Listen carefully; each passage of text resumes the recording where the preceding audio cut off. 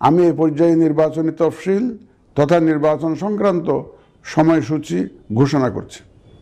আগামী 2026 সালের ফেব্রুয়ারি মাসের 12 তারিখ রোজ বৃহস্পতিবার 300 আসনে ত্রয়োদশ জাতীয় সংসদ সাধারণ নির্বাচন এবং একই সাথে জুলাই জাতীয় সনদ সংবিধান সংস্কার বাস্তবায়ন আদেশ 2025-এর উপর গণভোট অনুষ্ঠিত হবে।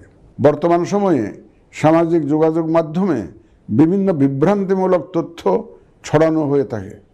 বিশেষ করে কৃত্রিম বুদ্ধিমত্তা ব্যবহার করে অসত্য তথ্য ও অপতথ্যের বিস্তার দিনকে দিন বেড়ে চলেছে।